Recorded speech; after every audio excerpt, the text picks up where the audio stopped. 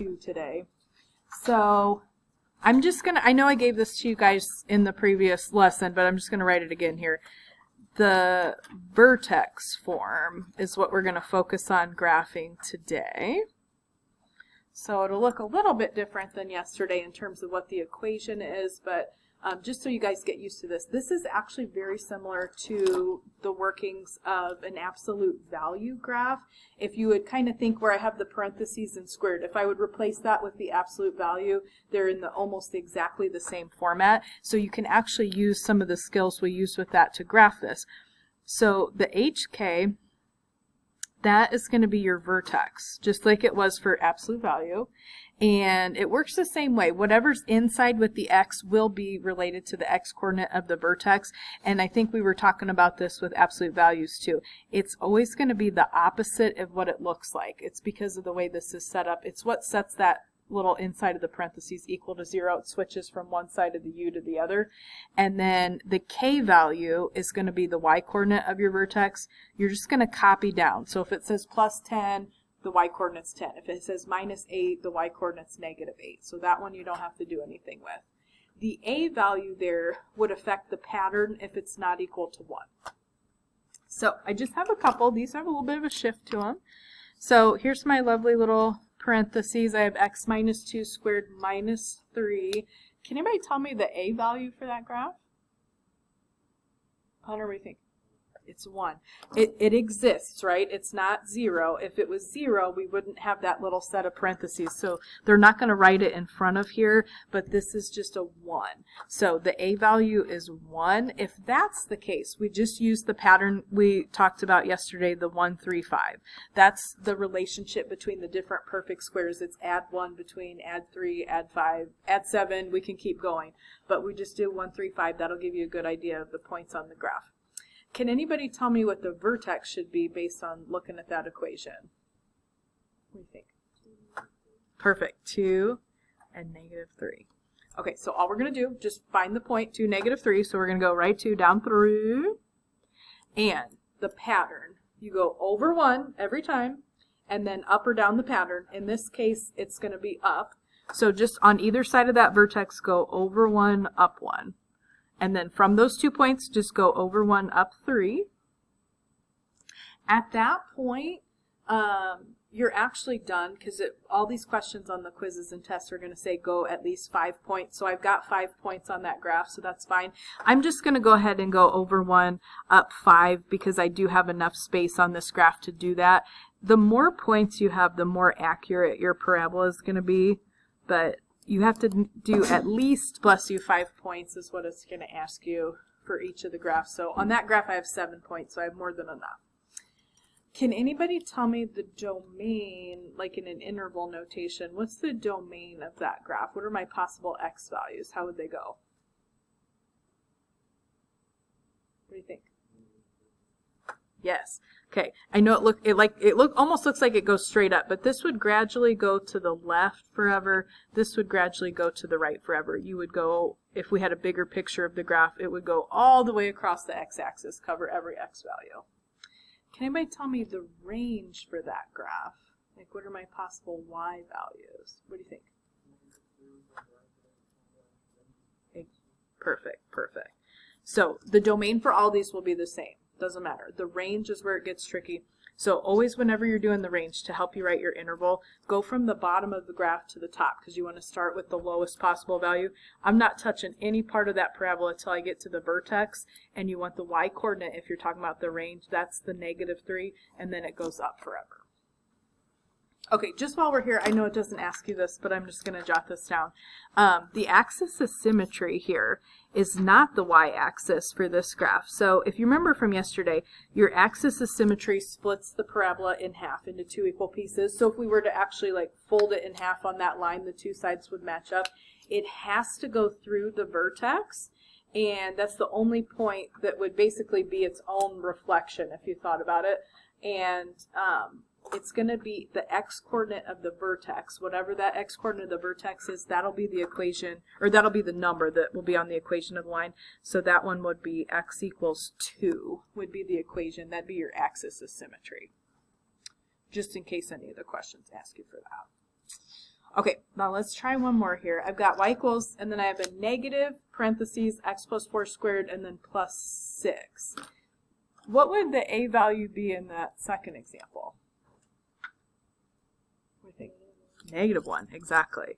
Now, all that's going to do, if your a value is not 1, you just take the a value and multiply it by the pattern. So like negative 1, you don't have to write this out, but I'm going to multiply that by 135, almost like thinking about a distributive property. All the negative is going to do is it's just going to change the pattern to go down instead of up. That's literally it. So we're just going to go over 1, down 1, over 1, down 3 when we graph this.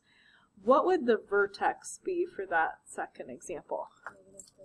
Perfect. Negative 4, 6. Opposite copy. So we're going to go left 4, up 6.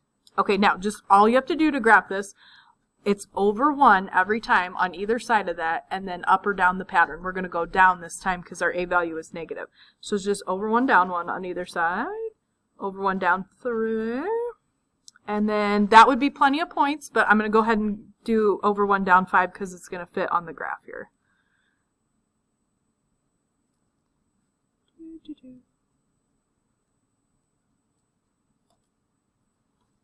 Okay, and I know it doesn't ask this of us, but I'm just going to draw the axis of symmetry on this one too.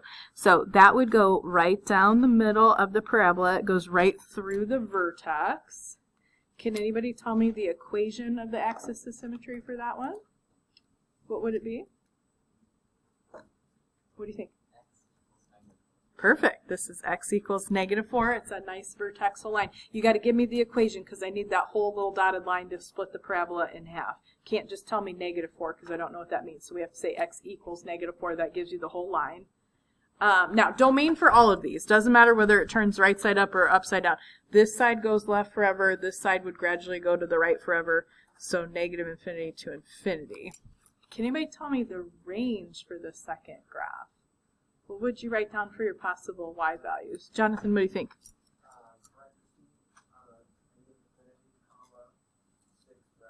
Perfect.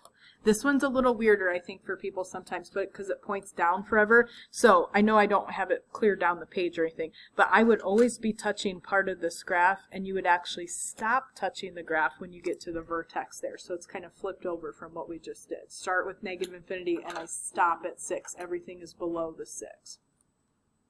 Does anybody have a question? Okay, now what I have here, this is basically just like a little summary of all the information you can pick off from the actual equation if you have it in vertex form. So I'm just going to run through so you have this all in one place. Now, the vertex is going to be HK. Now, the maximum or minimum value depends on how the graph turns. It will be a maximum if the graph turns upside down. It will be a minimum if the graph turns right side up. So it depends, one or the other, but it's just the y-coordinate of the vertex. So if you have vertex form, it should just be the k value. The axis of symmetry, we just saw that on those last two questions, has to go through the vertex. So if you know the vertex, it's just going to be a vertical line. So vertexal, I remember that. X equals a number, but the number will be the x coordinate of the vertex. If you have this equation, it will be h. Now, a horizontal translation is going to move your graph. We did not do anything like this yesterday. It's going to move your graph instead of starting at 0, 0 like the parent function does for just x squared. It's going to move the graph left or right, and that will be based on the h value. Vertical translation would take you from 0, 0 and move you up or down, and that's going to be the k value. All right, now, 2 notes on this. We're going to talk about stretch and shrink, and I know I mentioned this yesterday, but I keep mentioning it to you because I've had so many pre-calc people being like, how do I do this? And they've forgotten, so I'm trying to emphasize this so you guys will have this. Okay, if the a value is 1 or negative 1, you don't have a stretch or a shrink. You just use the 1, 3, 5 pattern.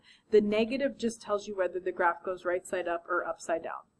Now, to do a stretch or a shrink, if it exists, I'm going to tell you just ignore whether or not that, I don't know why I just did that like that, but ignore whether or not the a value is negative. Just look at the number, don't look at the negative. If that number is bigger than 1, ignoring the negative, you have a stretch, which is called a vertical stretch.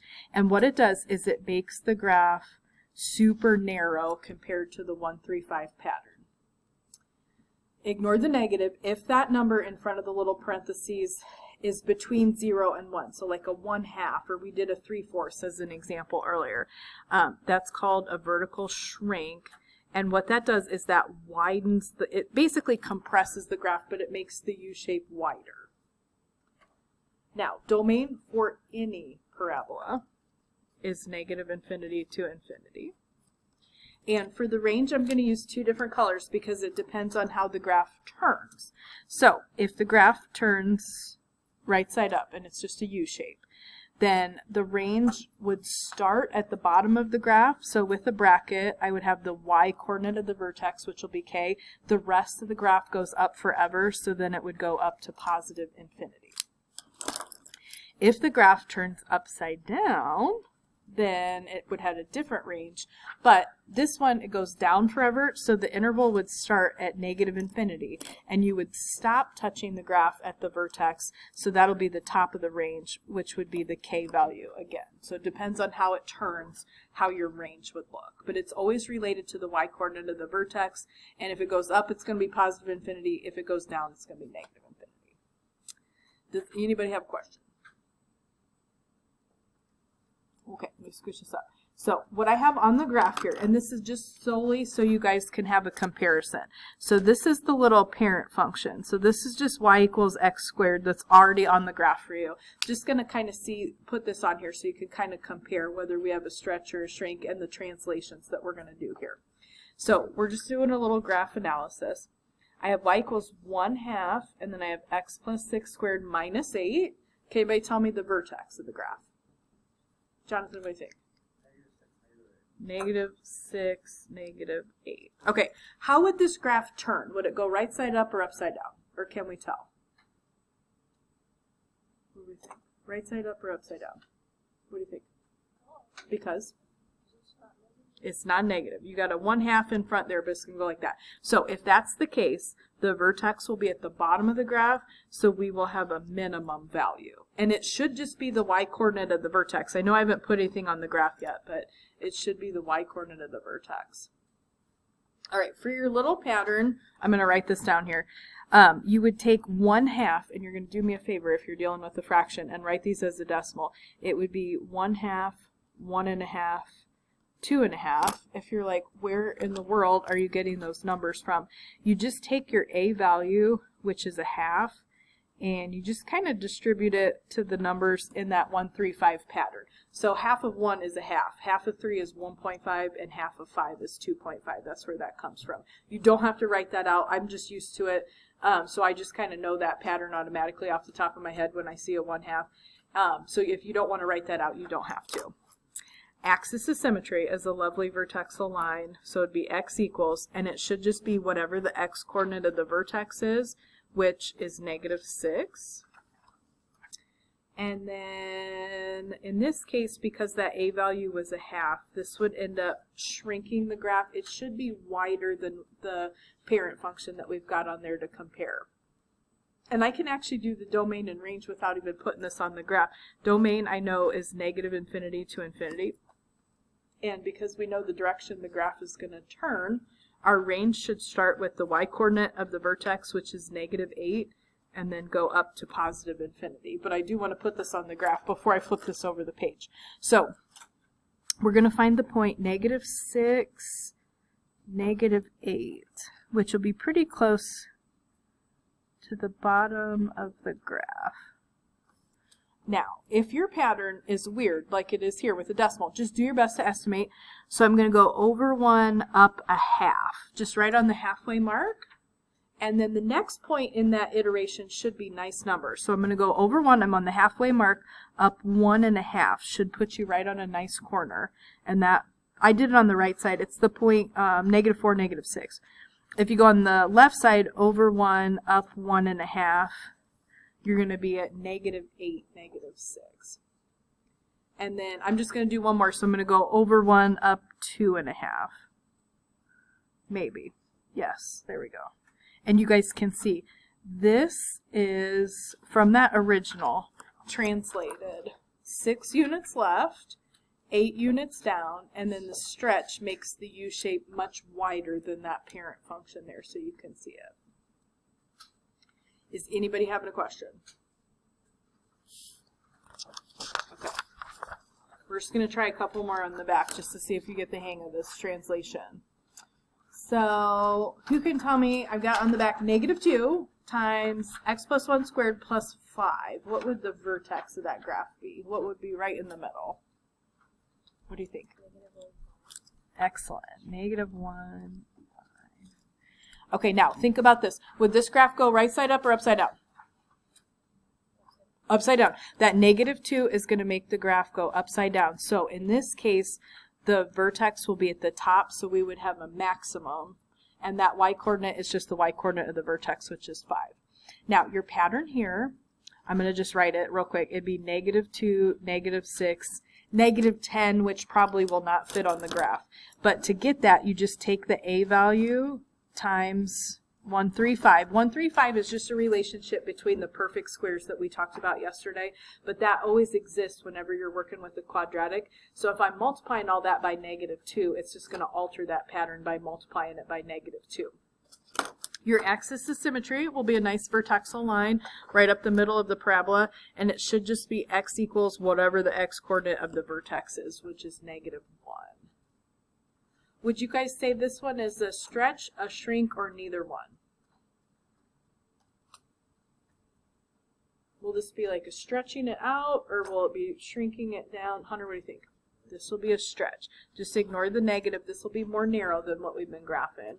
The domain, any parabola, -infinity to infinity. Now, because this guy's going to go upside down, the range would be -infinity, and it'll stop at the vertex. So the y-coordinate of the vertex there is 5. And we're just going to come over and put this on the graph here. So we are at -1, +5. Now, my pattern. I'm going to go over 1, and since it's negative, we just go down. So over 1, down 2. From those 2 points, your next step in the pattern is to go over 1 and down 6.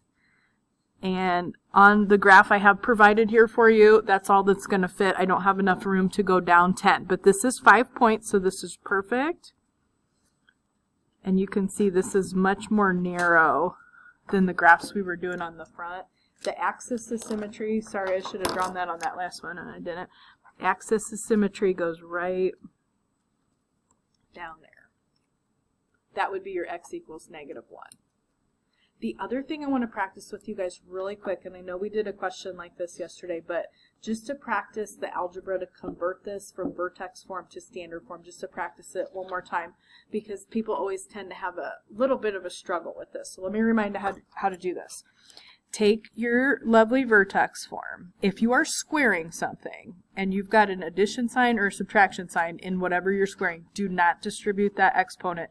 Write that little set of parentheses twice, because you're squaring it means multiplying it by itself. If you don't do that, you're going to screw up your answer because you will miss out on the middle term that you would get from multiplying those two together. So don't forget to do that. After that, I'm just going to put the 5 that was to the side there. This is up to you. My recommendation would be just do a little foil or box on those 2 little parentheses. Whatever you like better. It's totally up to you. I'm just going to do a quick little foil. Or I just think of it as a double distributive property. X gets multiplied by both things. X times x is x squared. X times 1 would just be 1x. You get the exact same thing if you're multiplying something by itself in the middle. 1 times x will give you another x. And those two together will give you the middle term. 1 times 1 is 1. And before you distribute the -2, I would just combine like terms just to save yourself a little step. X and x will be 2x in the middle there. Now, the -2 that was out in front only gets distributed to what we just foiled, or what, if you did a box, what you used the box on. So go ahead and do that. So you get -2x squared minus 4x minus 2. And then the last step, you had that plus 5 on the end. You can actually add the -2 and 5. So in standard form, I'm going to write it to the side here, you get -2x squared minus 4x -2 plus 5 would be 3. So this is the exact same equation for the parabola that we graphed. It's just in standard form instead of vertex form. And let me pull this down just for 1 second so I can show this to you. Do you guys remember me telling you yesterday the A value is the same in both forms? So that's the same. The A value will be the same in standard form and vertex form always if you've done that correctly. Is anybody having a question? Okay, I'm going to have you guys do one more. This one has just a fraction again, just to practice with the fraction as an A value. What is my vertex on this last example? What would be the very middle of your lovely parabola for this last one? Hunter, what do you think? 3, 7. Okay, is this going to be a maximum or minimum? What do you think? Okay, what would be the value? Perfect. All right, now the pattern here, right? Your A value is -0.5, so this is going to be -0.5, -1.5, -2.5, and we'll just have to kind of estimate it on the graph. Axis of symmetry, x equals x coordinate of the vertex, so it'll be 3 here. This guy, ignoring the negative, my A value is 1/2, so this is a shrink. If your A value is 1, I didn't really have this on the first couple questions. If your A value is 1 or -1, you would circle neither for that question. You'll see that on the homework. So if you don't have an A value that's written in front, or if you have just a negative, there's no stretch or shrink. Just a 135 or a -135 is considered no stretch or shrink. Domain, -infinity to infinity, and then your range, because this guy's going to turn upside down, should be -infinity, and it'll stop at your maximum value, which is the y coordinate of that vertex. So we're just going to estimate here. I'm going to go to 3, 7, kind of close to the top of the graph, and just go over 1 and estimate down 1/2 on either side. From those 2 points, you're going to go over 1, down 1.5, and so that will put you on a nice value. Should be on the graph 1, 5, and 5, 5. And then because I have space here, I'm going to go that next step in the pattern. Over 1 from there, down 1.5. And I'm just going to do my best to go back here and kind of connect these with a nice curve. There's my lovely graph. My axis of symmetry would be right here, x equals 3, going right down middle. This one's a little tricky to do the algebra with if you want to convert to standard form. So I just want to walk this through with you guys if the A value is a fraction, because it could be kind of tricky. So don't distribute that exponent. Don't forget, if you have x minus 3 squared, you just want to write x minus 3 twice because you're going to multiply it by itself. And if you don't do that, you'll mess it up because you won't have the middle term, and then your answer will not be right, which we don't want. Totally up to you, but definitely in this case, I would tell you to FOIL that first because it's going to make it a little bit easier to work with because of the fraction. All right, so feel free to draw a box if that's your preference. I'm going to do my little double distributive property. So I get x squared minus 3x, you get another minus 3x, and then don't be dumb like me. -3 times -3 becomes +9. I don't know where I wrote -6 last period, probably because I was not paying attention, but just be careful with that. Negative times a negative is going to give you a positive. Before I would distribute that A value, I would combine like terms just to save a step. So -3x would be -6x. I'm just subtracting there, +9. And then you have this +7. Okay, totally up to you. You can use a decimal or you can use a fraction. I'm going to show you how to do it with a fraction real quick. So I'm going to distribute -1/2 just to the parentheses. So we would have -1/2 x squared. -1/2 times -6 would be what? If I did -1/2 times -6, what do you get? +3. Good. So that's a nice number. Now, this is not. So -1/2 times 9. I'm going to do it as a fraction. If you want to do it as a decimal, that's totally fine. You do the numerator times the number. So -1 times 9 would be -9, and then you just put the denominator underneath. If you want to do a decimal, it would be -4.5. Okay, then I have this +7.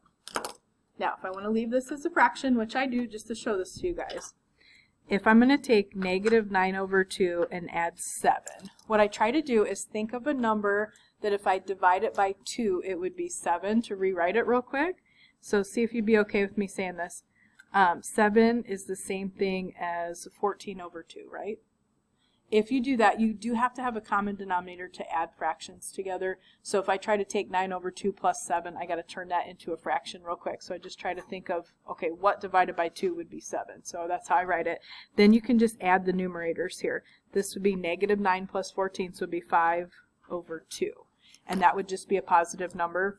So my final answer, I'm writing too big here, it'd be negative 1/2 x squared plus 3x, and then plus, if you did a fraction, 5 over 2. If you did a decimal, that would be 2.5.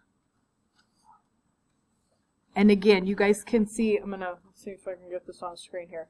The a value in both forms, I had negative 1/2. The a value in the vertex form, also negative 1/2. So the standard form and vertex form, the a value would be the same. You cannot see the vertex in vertex, or you can't see the vertex in standard form. You can see the vertex in vertex form. Standard form is useful to see other things, but we're going to talk about that a little bit more next week. Is anybody having a question? Okay, I'm going to stop and be quiet. We're out of